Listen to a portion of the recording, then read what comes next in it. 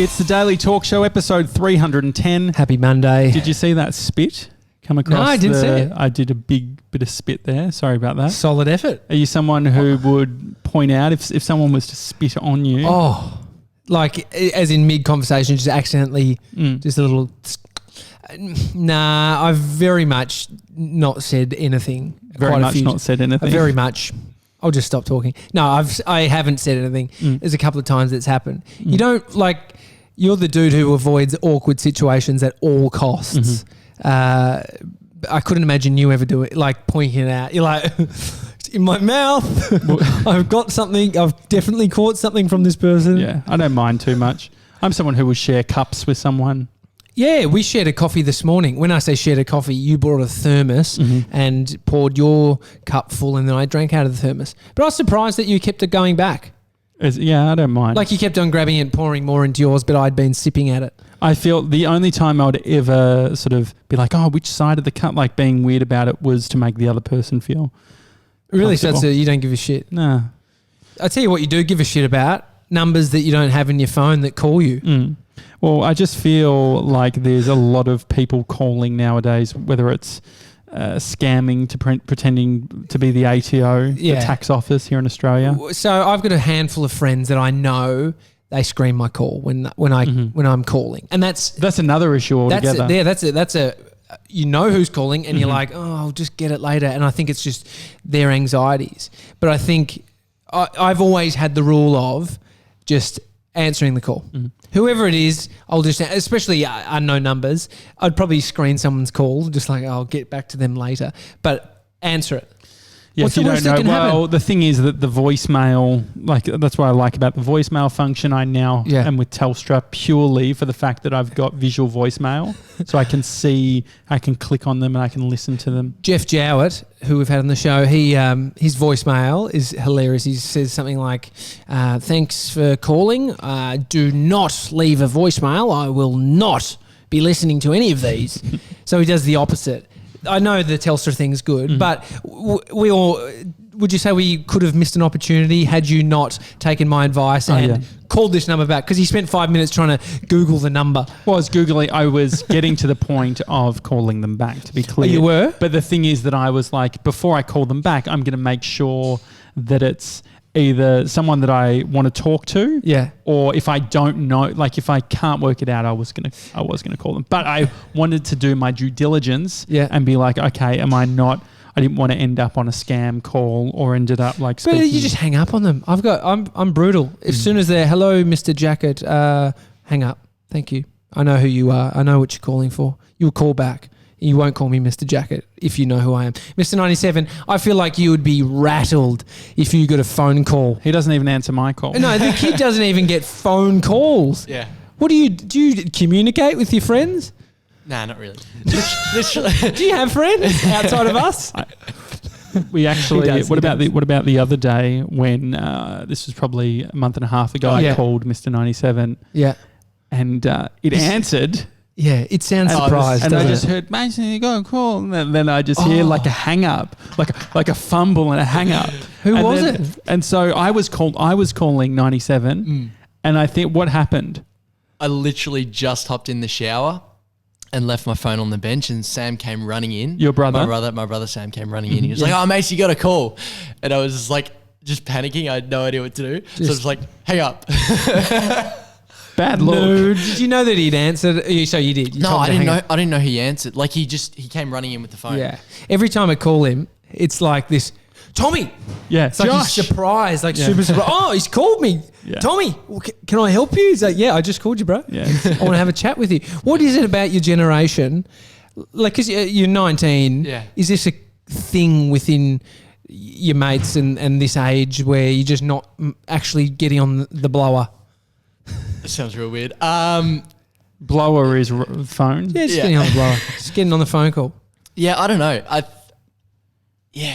think like if it's like a best mate or something, a call's like, I think it's like okay if you're like best friends. But yeah, it's just weird when you're talking to like someone else. I don't know what it is. Maybe it's just like uncomfortable with, I don't know, talking. Like let's say, for example, you were, potentially dating a girl and she just called you. Like you'd maybe caught up once, had a nice time, and then she calls you. Yeah. Just what would you feel? At the start, I think like when you look down and see who's calling, it'd be like, oh, hang on, what's going on? But like after it, it's fine. Yeah. I think it's just like the initial anxiety, what's going to happen. I tell you where this also leads to, this lack of communication on these kind of devices. I think you and I were together working on a job, and maybe it was the HR person was saying there's a real problem in businesses these days where people just stop rocking up and they've quit. They haven't told anybody. Yeah. They literally just haven't handed in their resignation. They stop answering any calls. It's a ghosting. It's like it's a problem within businesses. Well, because we're like, especially when there's a contract involved and work cover, you can't just sever someone's employment just cause. I'd be pretty disappointed if Mr. 97 just stopped rocking up. What would we do? I don't know. I was actually thinking about that around like we don't have contingency plans for if 97 has a sick day. I know. I mean, we are capable of doing. I don't know what he does. The more days he does it for us, the less I'm like willing to do stuff. He better not be one of those employees that starts thinking these guys couldn't do it without me. Yeah. You'll just 6 months in, will come in. Just I teed up a guy to work with my dad, who's a landscaper, and he didn't rock up on a Monday. And sounds like one of your mates. My dad called. He was a year above me, and he wasn't really a friend, but he was, an acquaintance. We went to primary school, and then I knew him at high school stuff. Anyway, my dad had ended up going around to his house because he was like, I think it's really unusual. Like he was more just concerned a bit. I mean, my dad probably had the right concerns because he ended up being a bit of a junkie. And he robbed one of my mates' houses. That's not good. And then he fled and I actually saw him in Bondi once. He was wanted by the bikies. How did you know? Were the bikies putting out signs? He ripped off someone in a drug deal, stole all these drugs. Don't do that. Well, I've ended up somehow in sort of the same field. Being on a wanted list. Minus the drugs. Well, we didn't talk about it on Friday because we had the Shameless Girls on the show. Yeah. But that morning was one of the biggest mornings I've had this year. Yeah, your eyewitness account of a crime. Also at 4:30 in the morning, we've been sleeping with our sort of window ajar to have some fresh air coming in. Yeah. And basically we heard this really loud bang. Yeah. And you just shat yourself. Well, I straight away woke up. Like, you don't know what's happening. Like, when you hear a bang that loud, it was like a really loud bang. You think that I've just got this vision because we're quite high up in the apartment. I have this vision for some reason of the whole apartment tipping. Oh, no. And what would that feel like? Like, what do you grab onto? You're done for, mate. Yeah. But I just wonder, like, what do you do in those moments when it's all falling? You're like, whoa, whoa, whoa, whoa. Like, I imagine making that sound. Door frame? Go to a door frame. Isn't that like a thing in cyclones and earthquakes? You go to a door frame and hold because it's like a structural point. Oh, that's good. That's what I have Maybe heard. Bathrooms as well. But if your building is falling over, you are fucked. So anyway, but we heard this bang, look out the window, and there's a ute, which is like, what would your international listeners, what's a ute? Oh, it's a pickup truck. Yeah. Had reversed into like a door of a shop, right? And the guy was in high vis, so it looked like they were like trying to deliver something. I didn't know what time it was. It woke me up. Yeah. And then I realized that it was a ram raid and they were trying to smash the front door open. Yeah, they fucked it. Well, they got caught on a pole, like a steel pole that was sort of specifically designed for if cars tried to ram raid it. Well, you said that, and then I looked at the footage and I saw the news reports and I saw up close of that metal pole. Yeah, it's a solid metal rod coming out, which I would think if I was doing the ram raiding that thing would just pop straight out as soon as you just hit it. It would just fly. No. But that thing was so solid and actually took the back of the car. Yeah. Well, so I was filming. My first thing to always do is to grab my phone. Yeah, it's a good move. And so I grabbed my phone and I was zooming in. I was getting footage of the whole thing and they were swearing at each other. Yeah. And one of them just started bolting and like running off. Did they say, go, go, go? Or he just ran? He's just like, it's on a pole. It's on it. Like I think they were trying to fix the situation at first. 100% a stolen van. And I bet you they found the high-vis in the van and thought, let's whack this on. Maybe. Definitely. And so anyway, the frustrating bit was that in that moment I was telling Bree to call the police and she didn't call the police. So I feel like it's slightly irresponsible of me filming a crime and not calling. But then I went out and I called 000, which is the number here in Australia for emergency services. And they put you through first. They say police, fire or ambulance. I say police. I've done this, like I've called emergency services probably half a dozen times. You're in that my guy. Life. Yeah, always see something on the phone. Always see something. Saw some kids start a bushfire once. Really? A whole park went up in flames. Oh, no. And anyway, so I did that. Said police, and then they put you through to the police unit. The thing was, it was ringing for so long. It was ringing for about a minute. So what time? It's 4:30 in the morning. What are they doing? Well, what they were saying is so the person who transfers you through, they're staying on the phone until you have the call through. And so they just say, that's ringing, and they're like, just please hold on the line. That's a ring. And it's like, please hold on the line. And then I'm literally start having a conversation. I say, does it normally take this long to connect? What did she say? She said, just repeat it. Just please stay on the line. Yeah. And so anyway, I got through. I'm terrible with exact directions, but I could hear, because I was out the balcony at this point, the people above us had called the police. Okay. And so anyway, but it was pretty exciting. And we could see everything from our bedroom. So I spent from 4:30 until 7 a.m. On my side, getting eaten alive by mosquitoes. It must happen every night. You've got no net. Yeah. Perfect for filming. Get the net. Don't get a net. A net will get in the way of the filming. Go on the balcony. But the balcony, I felt like I was too exposed. Nah, you're high up. Should I have... I mean, what you're exposed is going on the news and saying that your name's Josh Janssen and you witnessed this crime and I put the video forward. Well, that's like saying, I'm a rat. Well, so that wasn't what was going to happen. So I watched everything. And so for people who have just joined the show, haven't listened to probably the first 100 episodes, I spoke about how when I was at an apartment, my last apartment, there was a fire at the next door's apartment. Which was probably way more serious because it's immediate danger to yourself. Like the fucking fire, the house was on fire. The apartment was on fire next door. And so I did a whole video. I started as soon as I heard the guy say, everyone get out, there's a fire. I pressed record on the iPhone. I've got footage of me running out of the apartment and seeing all the flames and stuff. You saw from the outside? Flames from the outside. But those flames from inside were literally next door. It was like a door away, right?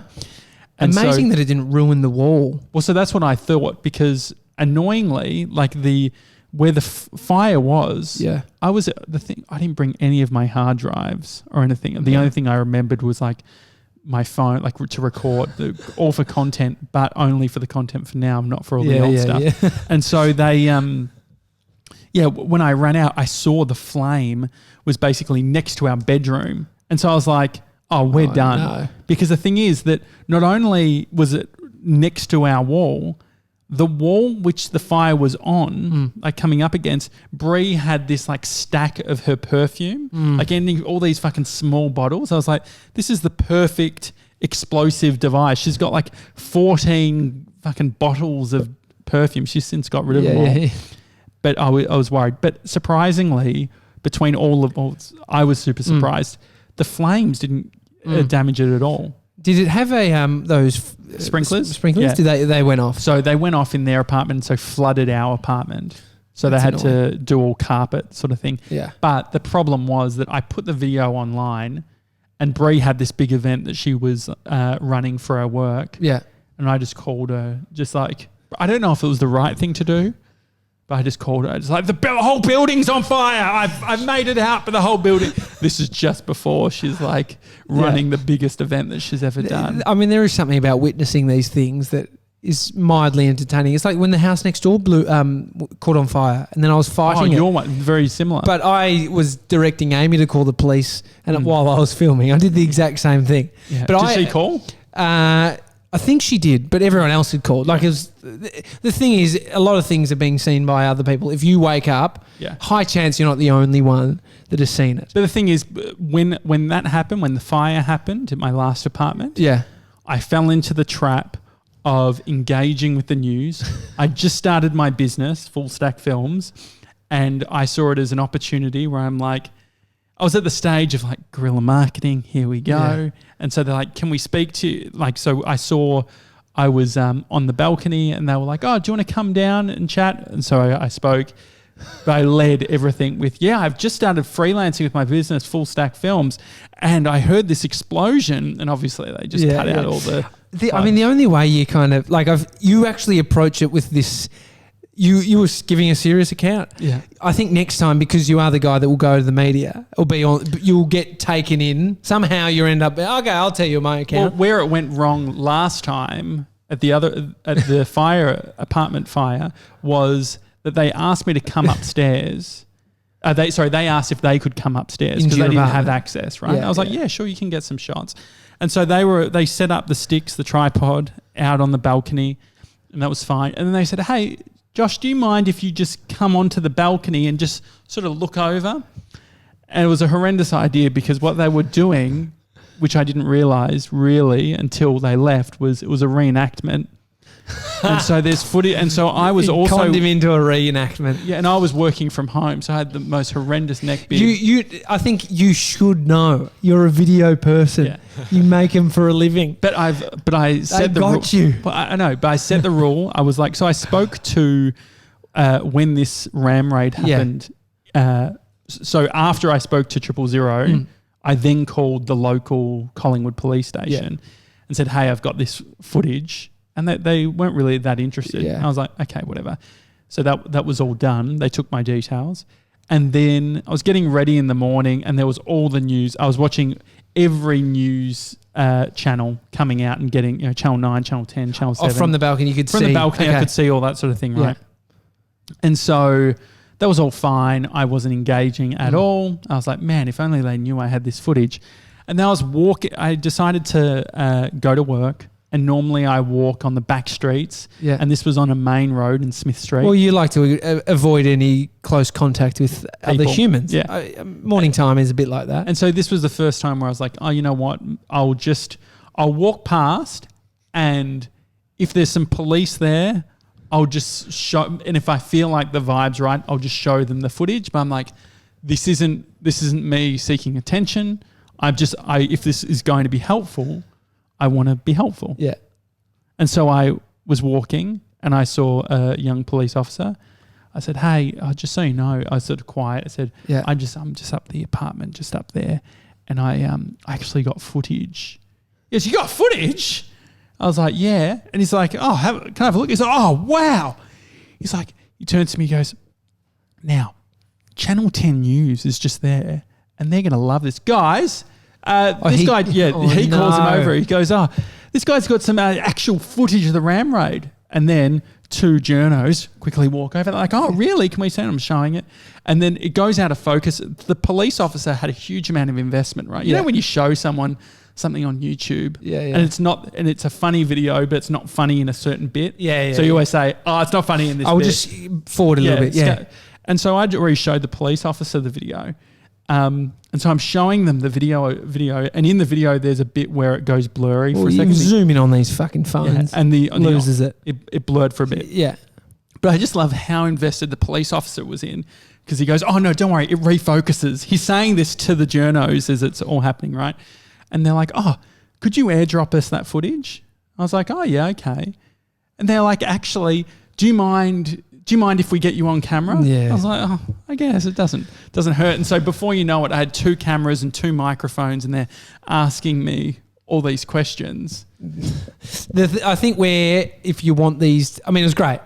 It was awesome. Did you watch me on Channel 10? I don't have a TV, but I saw what you posted, what we shared. Oh, and what your mum shared. Oh shit, I want to say I haven't seen it. So mum said, the 6 p.m. they really... They went to town. A few things I worried about as soon as I heard that you'd done a bit of news coverage. Mm-hmm. These dudes also have televisions, and now they know what apartment building you live in and what your full name is. Yeah. This is the thing. And Mr. 97 and I, here's the thing. Criminals, dude, they're fucking... Don't give them any ideas. They're tweaked. No, but I don't Tommy know Jackett if I would... Tommy Jackett St Kilda. Put my name onto any eyewitness. Tommy Jackett St Kilda. You can find me, but I don't know if I'd give my name on any eyewitness. Like, I'd give over the footage. Absolutely. You know what? I'm speaking direct. If you're watching me, if these are these... No, listen here. I'm serious. He's taking us down as well, No. Mr. 97. 25 Easy Street. Come to the office. I'd prefer to you actually come to the office. Because I'll have to fucking do the bashing. Tommy Jackett. I will have to do the bashing. Come at us. I'm serious. Come at me. You did the wrong thing. I agree the wrong thing, but it's like people who do that kind of shit are tweaked. This is where But they're running away. I was honestly like, oh fuck, that's a bit annoying that they know these details. The thing is, like criminals are fucked. I was like the main witness in the whole story. They used my footage and all that sort of thing.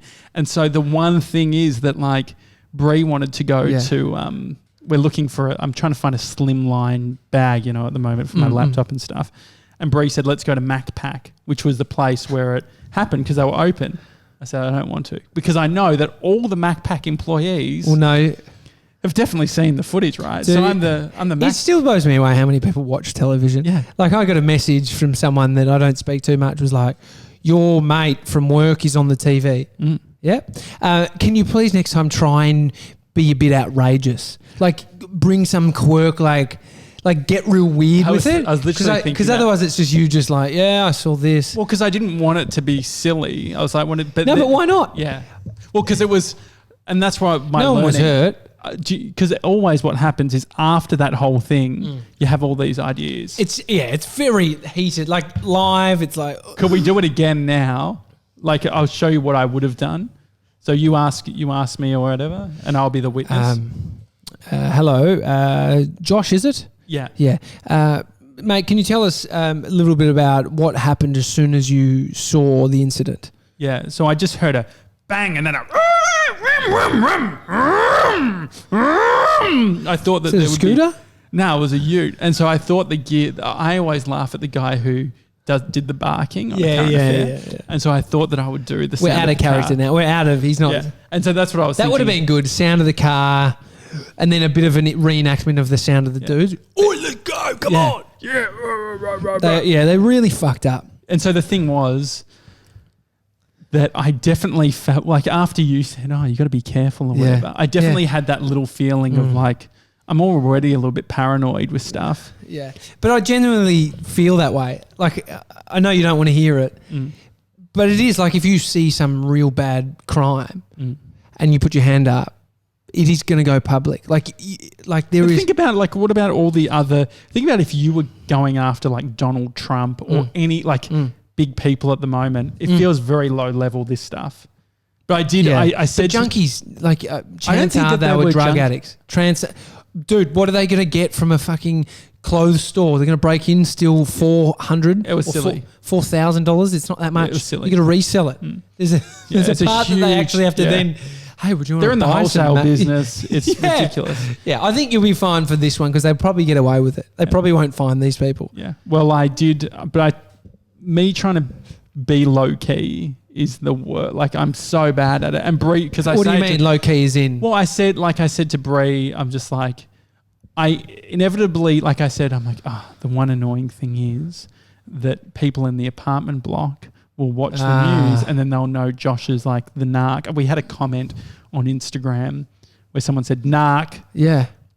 Or saying rat. Rat, yeah. So basically like saying that you're ratting on them. And so I think they should be ratted on. It's just about putting your name to the rat. And so I was just like, I wonder, like I'm probably seen as this attention seeker or whatever. But anyway, I just, for whatever reason, I lean into these things. I was in the lift and we meet our next door neighbour for the first time. Yeah, like you're right next door. Yeah. And so I just can't help. It's almost an out of body experience where I see myself, I go, please tell me you opened the video and like, I didn't have the video, but what I said was, I was like, did you get woken up by the ram raid? And they're like, oh no, heard about it. I was like, yeah.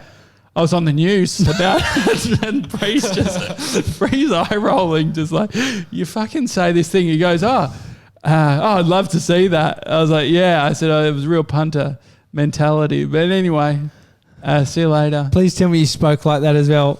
Yeah. Sounding like you had too many rums. Yeah, it was a little bit. Fuck. There is something about you where you are so aware and then so unaware. But maybe you're aware in the moments where you're coming across unaware. It's like this, the outer body is you deciding to lose awareness in a moment. There's definitely a little bit of that. The guy on the balcony doing the reenactment. Yeah. I didn't get to do any reenactments. That would have been funny. But the other thing I've noticed that I did this morning, I don't know if you ever do this, I thought it was a little bit tweaked, so I thought I'd bring it up just to find out. Drinking out of my thermos? No, not your that. thermos, but no. Mine at the time. You guys can play as my psychologist until we find me one. Mr. 97 doesn't answer phone calls, for fuck's sakes. Yeah. What do you think psychologists would? If I called reckon. a psychologist, they would answer, be like, hey Josh, how you feeling? Well, if you had a time assigned to them. I'm just talking in general. I'm saying Mr. 97 doesn't answer phone calls. You don't phone. Can you do psychology appointments through the phone? Lifeline. Oh, those types of ones. Okay. Well, no. So I was. I realised that this is maybe a little bit tweaked. This morning, there's 2 lifts. A lot of lift chat today. 2 lifts, which are elevators. If you're outside of, if you're in the US, and so there's 2 lifts that could be either go up or down. As lifts do. And so I press the one down button to be able to go down the lift. And it takes a while. It doesn't show you which lift to get into until the lift arrives. It's there, and then the arrow of the correct one. Ding. And so I walked over to one lift and I said to myself, if it's this lift, I'm going to have a good day. If it's not, it's going to be a shit day. Yeah. Luckily, it was that lift. Yeah. But I was just like, fuck. No, I've played little games like that. It's just, I don't think you're like, there's some people that take this to excess. Yeah. Do you say like, if I can cross the road before it goes red, it's going to be a great day? Yeah, I've done little things like that. If I get lights, the problem is when you start affirming the thought. So if you get the right lift, so it means the good day has always ended up on this lift. And then the game's off the table and all you think is this lift means good day. Yeah. So I can't get into that lift. And then you actually stop riding that fucking lift because you can only ride the left one. Yeah. And then, you have to take the stairs when that's broken. But then what does that mean? It's all luck. What is it? Well, we're giving it meaning, right? Talking about luck, I got a call from my brother Jake over the weekend. Is that lucky to get a call from Jake? Well, he got very lucky. Did he? Because he went to a pub and they had betting. You could bet on things. What do you mean? Like a TAB, I guess. Okay, yeah. Like a sports bet sort of thing. And it was, I didn't know you could bet on dogs. I thought dogs, that was sort of... No, greyhounds. I thought greyhounds, that was in certain states maybe. Because you know how every person has a fucking greyhound now? Yeah, because they're all rescued from because the they races. Stopped the industry, I thought, in certain parts. No. Well, in some parts. So anyway... I don't know if that's true. So can you look it up, 97, around the... Greyhound racing. But anyway, I got a voicemail from Jake. There was a dog called Go 97. Go 97. And so Jake's like, Mr. 97. This is a sign. I'm going to put $10 down on Go 97. Fuck, that's generous. $10. What did he win? 110. Far out. Yeah, I thought that was quite good. 97, the lucky number. I thought so. Have you got any word on the Greyhound stuff? Yeah, a band's coming in ACT. Okay. ACT. But not Victoria. Okay, so just Canberra. Yeah. How much dog racing is going on in Canberra? Maybe a lot. A lot of dogs. I mean, there's so much noise around it being cruel. I've been to some of the races in Shepparton. It's a big one. The trots, like the. Yeah, I'm just not into it. Well, you could have. Bit bogan. I think it is. But that news, the stuff that I did within the news, very bogan. That's very bogan. But it also feels like, how many times can that happen again in my life? Like it seems every 3 years. Why have I been driving down the road and seen a fucking hot air balloon coming down onto a main street? Why is the house burnt down next to me and I've happened to capture? Are you saying you're special? No, I'm saying I look for the things. I think you look for them too. You're looking for them. I think you attract I think you attract this stuff. Mr. 97, what have you had happen to you, mate? Anything? Nothing, because you're not looking for it. Yeah, that's not what Tommy's really. saying. He had 5 opportunities where a phone rang and it could have been something. But You're what I'm saying saying I'm is... using all of the power of The Secret on shit to happen for the news. I get... So situational things like the house burning down next to me, the place next to you... The lift. Burning down. But I'm saying, like, I think there is a trait in humans that want to sort of... They're looking for opportunities. Like, I've found some weird shit. Like, think about the things I've made videos about. It's like, I'm looking, my filter is, what are all these people doing? Like, the amount of stuff I notice that Amy doesn't, she's not looking. If I see police lights and it's close by. Yeah, we're on it, bro. I'll head over. There was like it looked like sort of like a terrorist response sort of thing in this city in Christmas, around Christmas time. And I just like... You're in there? No, I just like parked my car and just watched. We saw a 4-car pile up this morning because we're coming up on Punt Road. Must have just happened and the traffic was really bad. But as soon as we get past it, Amy made a point that I was just like creeping past because I'm just like, just checking it out. Yeah. The person at the back has really gone hard into that. The third car's the worst. I'm just getting a little, I'm just wrapping some information around what had happened. Then I zoom off. Yeah. But I think, you and I definitely are sort of... I'm waiting around to see if the fight actually happens from afar. Yeah. I thought I was going to go real dark. What? Any fatalities? No, I was going to say... How many bodies we dealing with? If the junkie actually stabbed someone. That's why I like Victoria Street in Collingwood, the corner of Victoria and Lennox. A lot of fights and stuff happening, And I feel like it's never going to be... Like, it's always amongst the, the community there. They're all fighting. Well, we are in an out there suburb. It's good. Welcome to Collingwood. Welcome to the suburb. Yeah. Welcome to Collingwood, bro. Why were you not saying? I was going to say, but then I'm like, we work here. Everyone knows. Everyone knows. Yeah. You know, Mr. Josh Janssen. I don't know. I think I said it to you off air. What was that? I said I've decided that when I move, I'm not going to tell anyone. Oh, that's right. Next minute. This is the next problem. Minute he's on Channel 10. I like the idea of just being able to live a quiet life, not telling anyone the suburb. And I've, as 97 would say, I've cooked it. Do you think? You cooked it, yeah. God, I saw, so just quickly, I won't go read this whole note, but I saw a guy on Facebook who I used to work with, the radio station. He's an actor, and he does, and when I say actor, like ads, and he's been in a few TV shows. Corporates. Yeah, a few corporate, like a bank ad, where he's like, going around putting the card. Anyway, he's posted this thing and it says, my first ever fan letter, and somehow the guy finds my home address and sent it to me. It is the weirdest letter. I'll just show you, Josh. I'm not going to put it up because I want to keep his privacy. But the dude has written this full page letter and at the bottom got a photo of him and put his full name and said, can you please sign here? I think that's a good... I don't think that's creepy. I reckon that's someone entrepreneurial who thinks this guy is going to be someone. No, dude. This guy's creepy. How do you... If you get a piece of mail to your home address and you haven't put your thing out there for people to be sending, like we do with the PO Box 400 Abbotsford, send us. You can send it to there. But if someone sent it there, it would make sense. If someone sent it to your home letterbox, and I'll just read you the start of the letter. His name's Arthur. Dear Arthur, I'm writing this letter, which I'll keep brief, as I appreciate that your time is precious. I'm writing to... Did you say precious? Precious, like that? yeah. I'm writing to respectfully request an autograph from you. Firstly, please forgive my intrusiveness if this address is not the most appropriate to send a request like this. If you're stating that, it's inappropriate. Like if you're going, maybe it's inappropriate, let me know. It's been very inappropriate. If you can find the time to personally autograph the homemade fan card sent with this letter, I would be extremely grateful. In case you were wondering, I obtained your address through the electoral rolls and do not on-share any details. So he's been transparent about the fact that this is potentially creepy. What is the electoral rolls? So that means... The electoral rolls, I think you can see where someone is, like where someone lives. So So if you lived out in the burbs and then moved to Collingwood but never changed your address, you'd be on the electoral rolls out. But it would give suburb, it wouldn't give full address. The guys found full address. Interesting. So, but that was creepy. Yeah. There's some creeps out there, dude. I get that. But PO Box. PO Box 400, Abbotsford, Victoria, 3067. If you want to send us Anything creepy. Well, because I check it every fucking week. Yeah. Nothing. And the renewals are, I've got to pay it.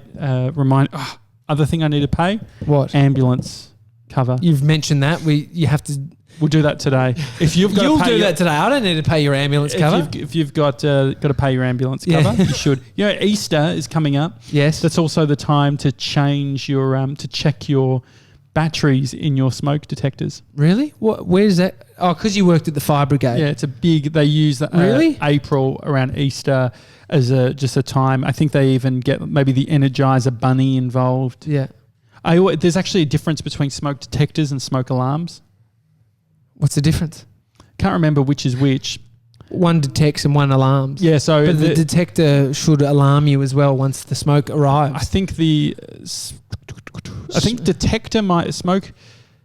97. Can you look it up, please? I have a feeling that the for some reason I feel like the smoke alarm is actually the proper ones that are used commercially. Okay. And smoke detector is what we would have I would have one in my house. Yeah. Interesting. Smoke detector. Here we go. 97. Have you had? Did you find it, mate? Yeah, it says smoke alarms are multiple station smoke sensing devices around the home. That's an alarm system. It sounds like they connect together. Okay. Whereas the smoke detectors are self-contained. Yeah. Oh, sorry. Yeah, just like they're single units. I think it's like that. Yeah. Or maybe it's the other way So around. here the other thing is a smoke detector is strictly a sensing device only, which senses the products of combustion, smoke, and sends a signal to a building's fire alarm system to activate an audible. That would be your building would have one of those. Yeah. And sometimes visual warning or alarm. Smoke detectors must be connected to a building's fire alarm system and are not a standalone unit. Yeah. So what would you have in your sort of newer complex? No idea. It'd be the one connected to the full system that would tell everyone to get out. Yeah. Oh, well, that was good. Yeah. It's the Daily Talk Show. I've learned something. Hi, thedailytalkshow.com is the email. Admin-wise, we need to get to the 3D deal and focus on the... Get him here. Yeah, getting all that work Get done. 3D deal down under. Mm-hmm. Tomorrow we've got Craig Harper on the show. We're doing a live recording of that. It's going to be fun. Talking about his brand new book. 20 Questions for Humans. Yeah. We'll see you tomorrow, guys. See you guys.